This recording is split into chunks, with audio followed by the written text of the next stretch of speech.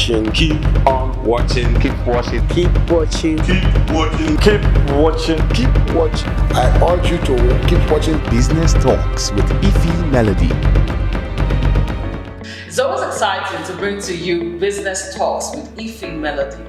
Today, we will be talking with the GMD, Group Managing Director of Copen Group, an outstanding businessman in the city of Enugu, and of course, Nigeria at large. We want to go into his mind and hear what he has to say to young entrepreneurs today in doing business. I am Ifeoma Ajumobi. IfyMelody, your sparkling woman. Welcome to Business Talks with IfyMelody. Good afternoon, sir. Good afternoon, Ify. May you introduce yourself, sir? My name is Ugochukwu, Chime. I'm the Group Managing Director of Copen Group, the Chairman Southeast Nigerian Employer Consultative Association. You're welcome. All right. You've been doing business for a while now. What inspired the outstanding success and landmarks you've made in business as a real estate developer and even other industries that you have set up as well? It is down to one word, God. I never chose for myself to go into the business of owning a company. My dream job has always been to work with United Nations Development Project, UNDP. I like that they are Land Cruiser Jeep with one communication equipment mast at the back. So while I was in the ministry, because I served in the ministry for 15 years, from 1980 to 1995, I was a civil servant under the Anambra then Enugu state government. And but somehow, when I was thinking about that, I had a leading to that you want to use the platform of being a staff of UNDP to do, you can as well do it as a company. And that was what led to the formation of Copen Group. And I retired voluntarily in June 30, 1995. The first day, July, we started Copen. July 1995, 1st July 1995. So Copen, by this year, I think should have been about 20-something years, 27 or 28 years. So I don't know the reason, but the reason for what people consider to be a success, I don't accept myself, is the fact that we have one key focus, to focus on what God wants us to do. It's not about the volume of money, it's about the service He wants to bring to bear on the environment.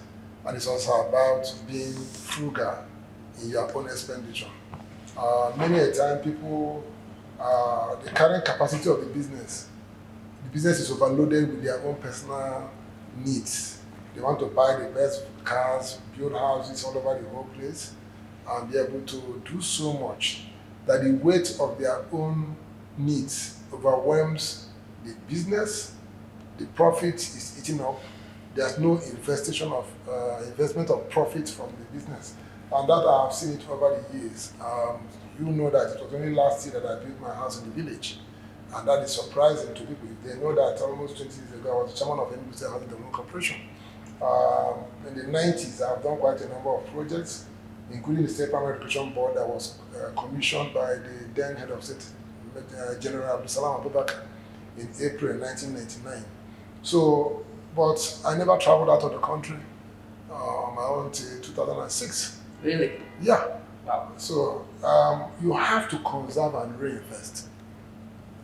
So we are told in business economics, if you want to spend money from your business, you should be from a little percentage of your business. And actually, for a businessman, it should be from your passive income. The profit generated by the business is not actually your profit for use. Only a little percentage of it, up to 80% of it, should be reinvested. Because unknown to you, if you invest 18% of your profit in your business, you are stagnant because the inflationary factor is 18%. So if you invest 80% of your profit, because the real value of your money has depreciated by 18% by that value of inflation. So if you invested only 18%, you are stagnant. So you must have to invest higher proportion to be able to move to the next level. Then above all else is the fact that God has given us favor with so many of the people. And then what was our most underlying pursuit was goodwill. Goodwill in terms of the relationship we maintain with our other stakeholders, and goodwill in terms of the quality of service and products that we deliver to them. Those two things has enabled us to obtain funding at a lower rate than other businesses. We can go to a bank, whereas they are giving other businesses 26%, 24%. They can give Copen 17%, and they can give us 18%. Because they know that over the years we returned it. We borrowed from Federal Mortgage Bank in 2007 to do our first project, Bethel Estate. We repaid back. We borrowed again to do Goshen and Jubilee. We repaid back. So when we say we want money and go to Federal Mortgage Bank, they consider us as risk-free, because they have known that we understand the transaction dynamics required to be able to borrow, execute the project, and return it back. So that makes it possible also for some people who, when we tell them we'll finish this house in the next 6 months, you can pay now, and we'll finish it. And they come in the next 6 months, the house is finished to the quality that we told them we'll finish it to. They will now be in a position to move across and get to other people and say, do you want to own a house? We have somebody you can pay to, because most of the problem that we have is with people who, when they get disappointed, the company loses goodwill. So part of the risk factor for any business is the issue of reputational risk. If you are able to manage the reputational risk of your business, you are in a position to be able to do further than most businesses. As time goes on, the cost of doing business for them is higher because of the lower reputation. It happens abroad. Because of the credit rating of a company, you can borrow money outside this country at maybe 7%. Another company will borrow at 10%. Yet another company will borrow at 4%. The difference is in the risk assessment of those organizations. So you can put it as goodwill, you can put it as their reputation, the brand recognition, and the performance metrics they have shown as being positive in the evaluation and the perspective of the lending institutions. So these are some of the critical things that every business in our country will aim at. Most people look at the finances or the money profit as being the most important asset the organization have. That's not the most important asset. The most important asset that the organization should aim at having is goodwill. Is having positive reputational rating in the eyes of the stakeholders who transact with you. Once you have been able to do that, you might even be at a loss. But once you've been able to do that, you will have a good outcome on a sustainable basis. It will be increasing momentum for your business. When we began in 2004 to design and build branches for banks, the first two that we did for Econet Wireless, where we have the Airtel office now in Ebano. That was our first project for them. We did that one, we lost. But to make sure that we maintain the quality, they saw that we lost. So they now patronize us for their Asaba branch. In that one, we made profit because we have learned. We have now gotten the experience of why did we lose. So rather than passing across the loss to them, we'll use it as an avenue for enriching our experience on how to deliver better. So from then, the banks, the Chime, the FCMB, so many other banking institutions, we became a major contractor for Macadenoga Group, Conoil, Globalcom, Equatorial Trust Bank.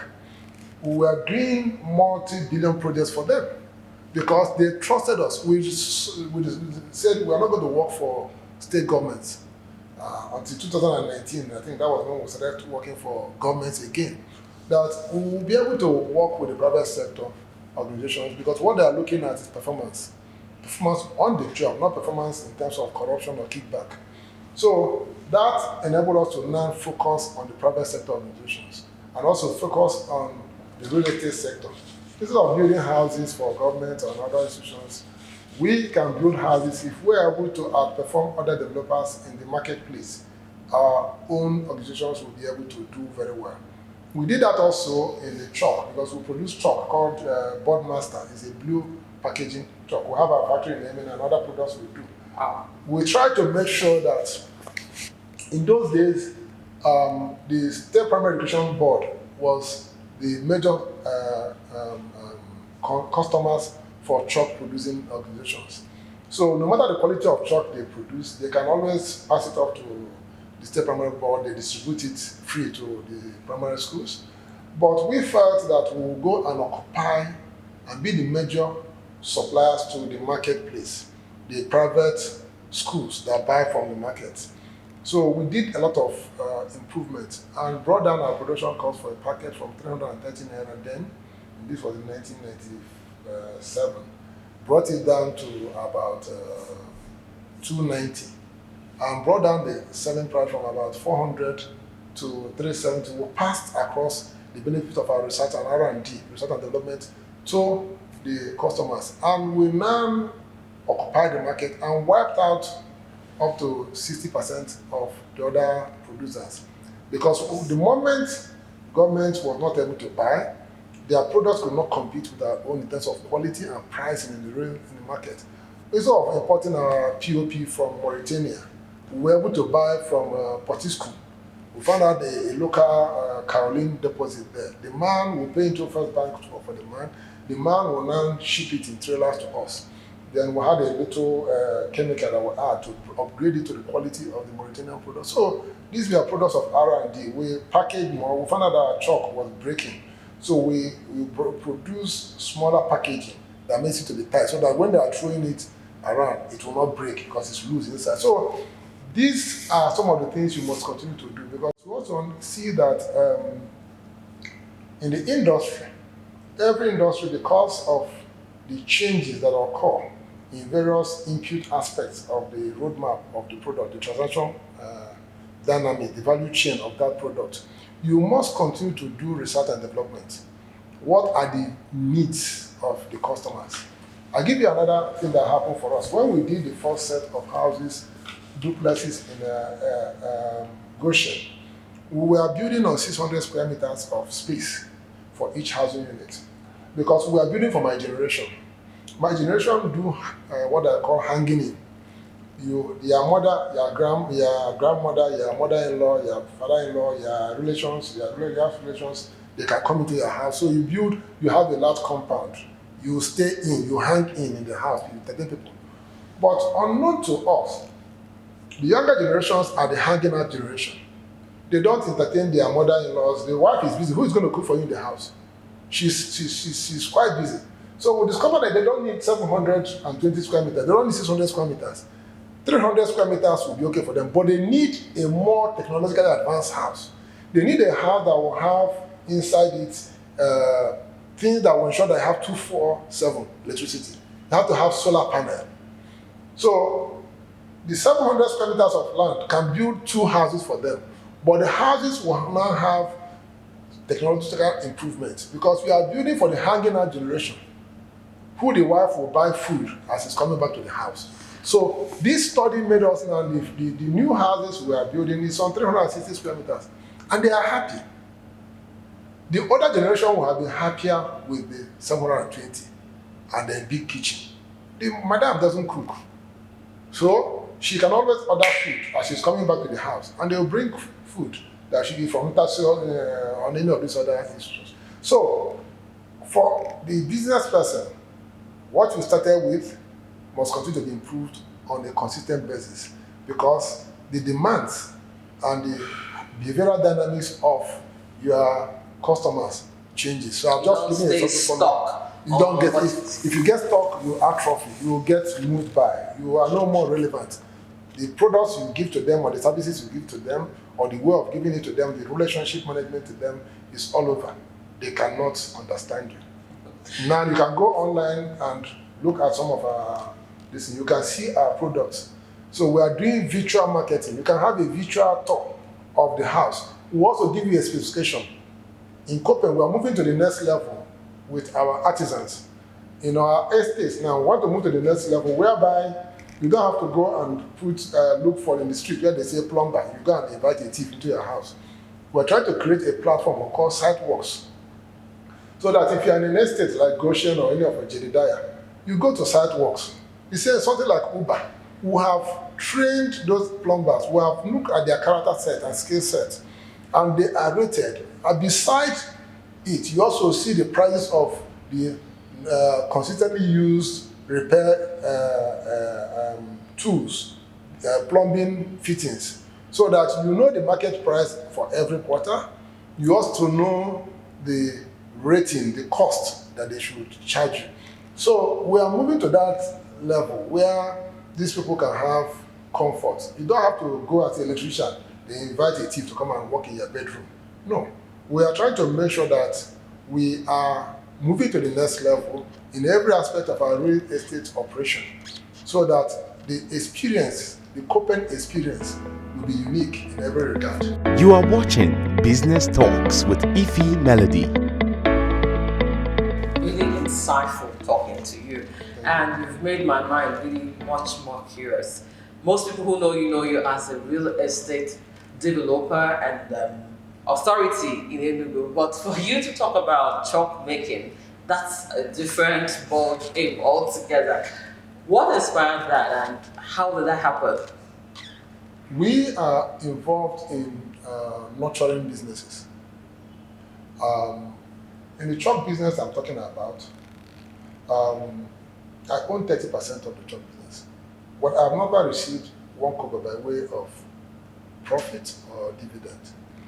If you look abroad, there's what you call the dragon's den, angel investors, who will partner with younger people to give them the value of the experience, the value of the money you have.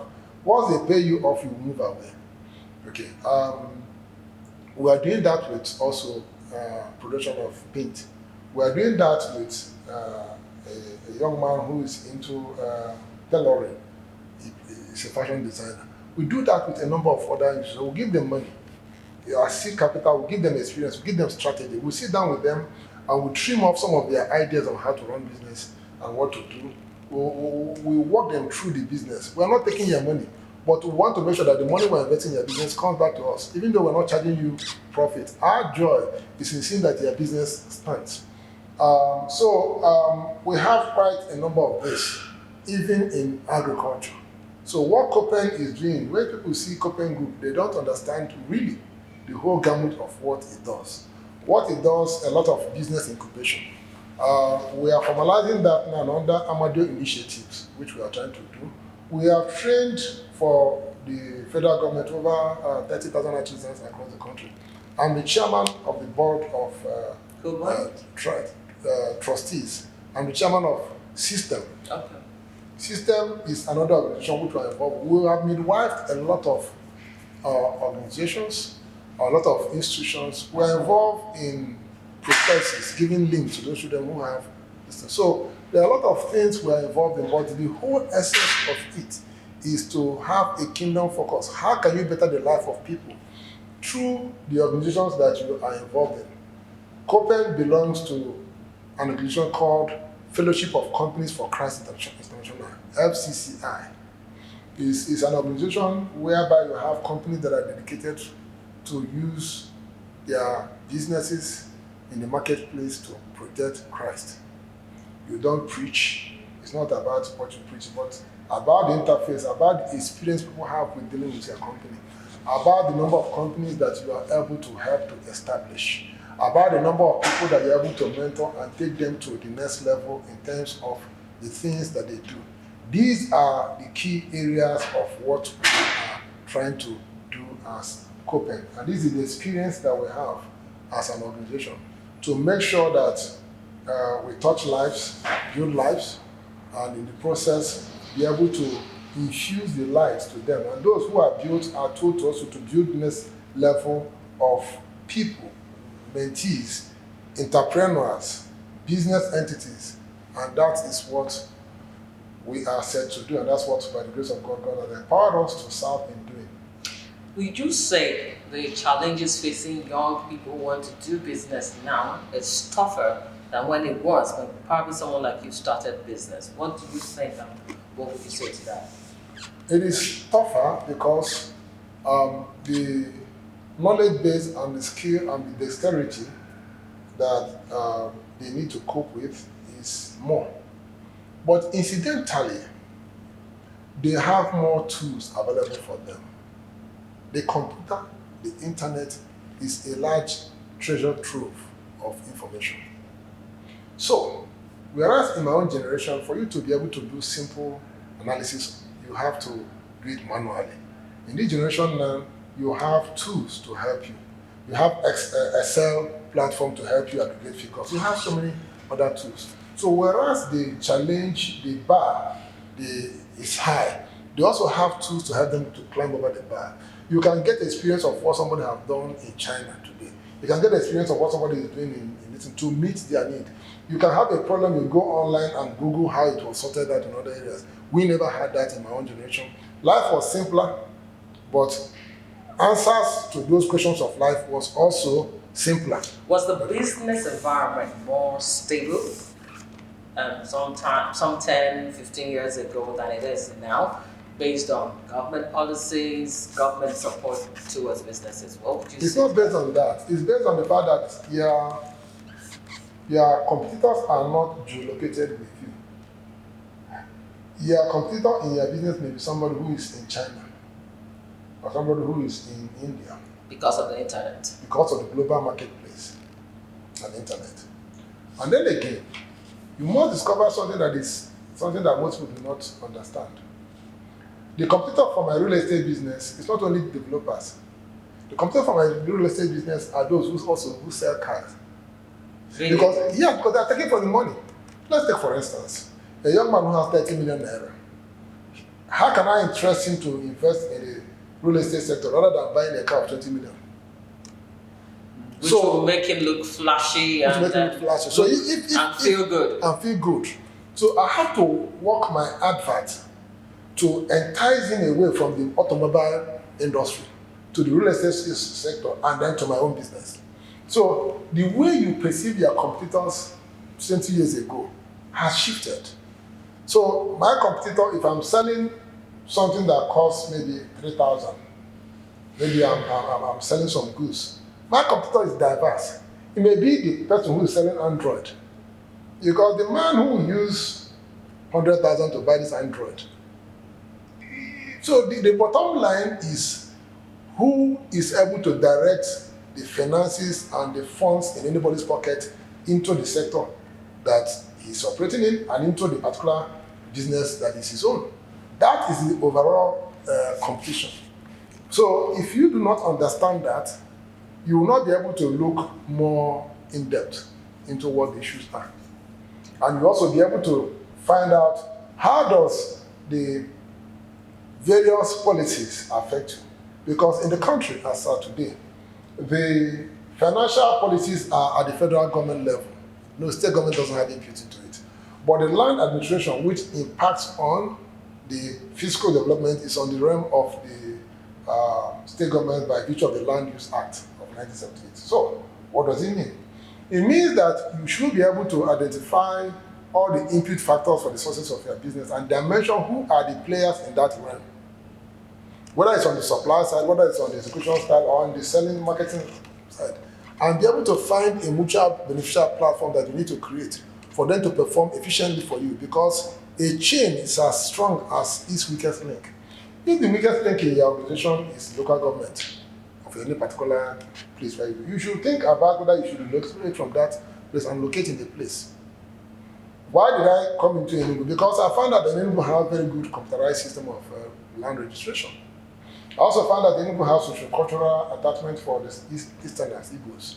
So it is a place for me to put my business of real estate. And it is also the place for me to invest in and also do my numbers. And I found out that the rental income, house rent in Enugu is higher than, Enugu is either number 4 or number 5. So data for business feasibility study becomes very critical. And what most young people lack, which is what they needed to have, is that they are not interested in the data. They are interested in the passion they have. Okay. That you are foolish in your analysis does not make your customers to be foolish in the analysis of whether to invest in your own sector. So your foolishness does not make them to be foolish. So you must have to really look at what is working and what will work. Because some businesses are expiring. When I was designing for the banks, I told them that the bank buildings that they have is too big, but they didn't agree with me. Because I have traveled outside the country and I have seen this my office being enough for a bank. Because most of the transaction was going on online. Today, go to many of those banks, they occupy less than a quarter of the space. Because they did not dimension the future. Good intention is not enough for the business to pay the money. Actually being able to be adapt and smart in dimensioning the future and applying appropriate strategies for managing the future is what will make it a success. Wow. In all those words. So, sir, it's really been interesting. I mean, one thing I would say I've taken from this interview and conversation is that you don't take research and development for granted. No, you shouldn't. Data analysis, very important. It has guided most of the things that you do. Yeah. What would you say to a young business person coming up who faces challenges? I was actually talking to one and he said it's not easy for him because sometimes government policies affect his business and he goes through a lot of challenges. Sometimes even his wife may not understand that he's going through a phase, he's trying to be innovative and there could be lack of food in the house and all of that. What would you say to such person who has a vision to provide certain solutions? There are three things that you should have to be able to function in a business.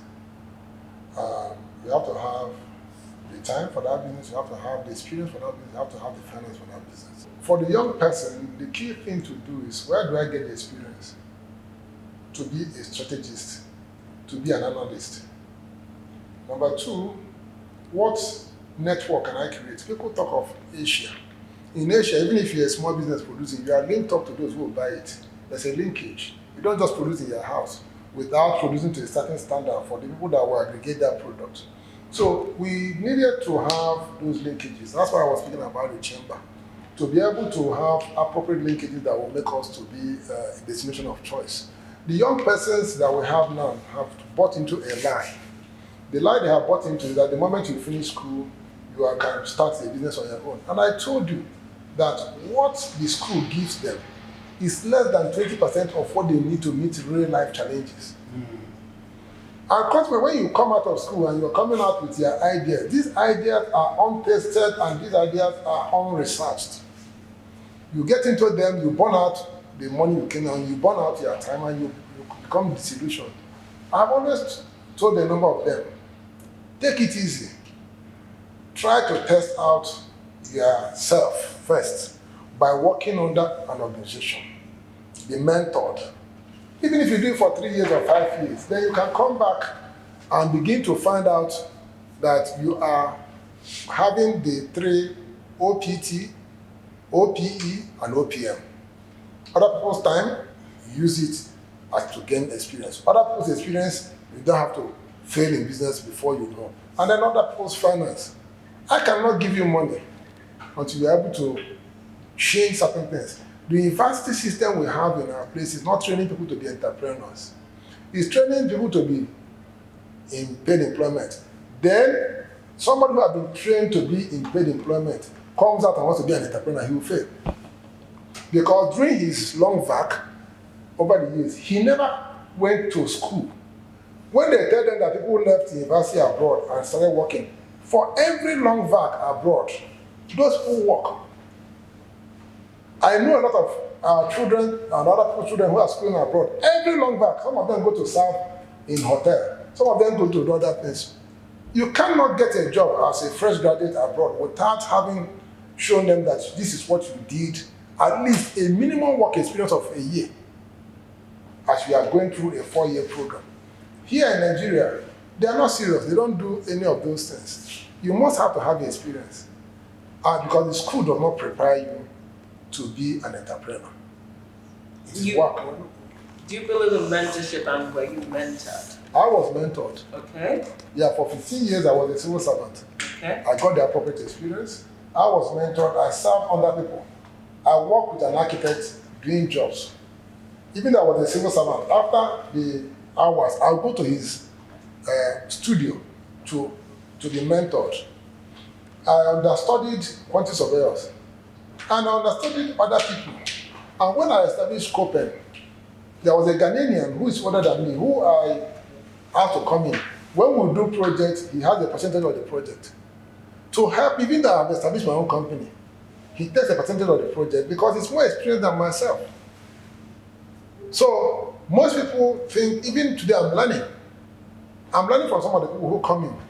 There are some projects I will have, and I found out that the core competence of Copen is not sufficient. We'll do a joint venture with an organization that has the core competence in that area. We'll give them part of it and create a platform.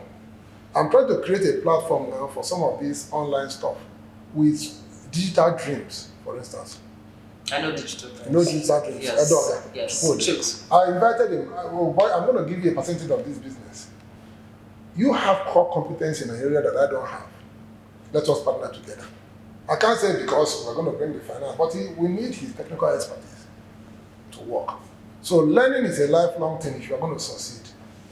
R&D, research and development, is a lifelong thing if your business is going to thrive. Thank you so much. So 3 things to an entrepreneur watching you out there on how to succeed in business. What are the 3 core competencies you tell them to have? You must have to have time for your business. Most people don't have time for their business. You must have to have the experience for that business, which is a skill set. You must have to have the financing for that business. There are people who have established businesses. The current capacity of their business is below their overhead. Therefore, you eat into your capital. Some people have borrowed 10 million naira from NDE, from Central Bank, but their school fees is about 2 million. The school fees of their children is about 1 million. How can you cope? You're underperforming. So there are different metrics that you must have to put together for you to be able to succeed. And I believe that God will be able to do that as we humble ourselves to learn and listen to people. And honesty. He also emphasized on honesty. Thank you so much, sir. So much. It's always an informative time, very educative time with you anytime we have the opportunity. Thank you for granting us Thank you so this much. time. Thank Appreciate you very it. much, sir. This is where we'll wrap it up with the GMD, Group Managing Director of Copen Group, Reverend Ugochukwu Chime, who is an astute businessman. And you've heard his journey and story. These things are tangible. He grew up the ladder. Thank you very much, sir. Thank you so much. My name is Ugochukwu Chime. I urge you to keep watching Business Talks with IfyMelody Ajumobi. Keep watching and don't change that dial.